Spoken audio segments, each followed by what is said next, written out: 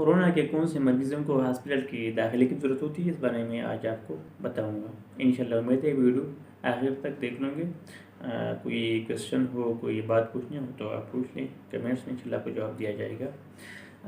میں نے پہلی ویڈیو میں بتایا تھا کہ یہ جو ہم روٹین کی انویسٹیگیشن کرتے ہیں، یہ جو ٹیسٹ مریض کو ہم تجویز کرتے ہیں، اس میں ہم سیرم کریٹین، سیرم LDH اور جو ڈی ڈائمرز وغیرہ ہے، یا جو انفلیمیٹری مارکر ہے، یہ ہم تجویز کرتے ہیں۔ یہ اگر ڈی رینج ہو، یا اگر مریض نارمل سیچوریشن، آکسیجن کی سیچوریشن جو نارمل 100% ہوتی ہے، یہ اگر 90 سے کم ہو جائے تو اس قسم کے مریضوں کو ہاسپٹل کے داخلے کی ضرورت ہوتی ہے۔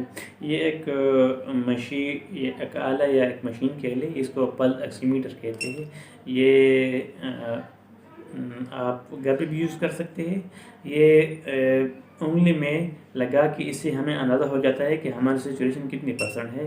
اب دیکھ لیں میرا سیچوریشن 97% ہے، تو اگر کسی کی سیچوریشن، کورونا کے مریض کی سیچوریشن 90 سے کم ہو رہا ہو، یا 90 تک آ جاتا ہو، 90 سے کم ہو رہا ہو، تو ایسے مریضوں کو ہاسپٹل کی ایڈمیشن کی ضرورت ہوتی ہے، اور ہاسپٹل میں اس طرح مریضوں کو داخل کیے جاتے ہیں تاکہ اس کو آکسیجن لگا لیں، اور اس کے جو اور علاج ہے وہ اس کے کر لے کہ اس کے دوسری کمپلیکیشن مریض کو ڈیولپ نہ ہو جائے، وہ مریض خراب نہ ہو جائے۔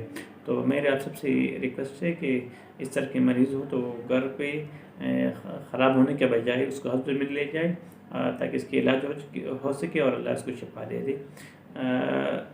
اب ہاسپٹل میں کون سے علاج اس کے لیے کیے جاتے ہیں، یا کون سے اس کے اچھے علاج ہے، تو اس بارے میں آپ نیچے ڈسکرپشن میں ویڈیو دیکھ سکتے ہیں۔ کورونا کے مریضوں کے ہاسپٹل میں جو علاج کیے جاتے ہیں وہ میں آپ کو انشاءاللہ تفصیل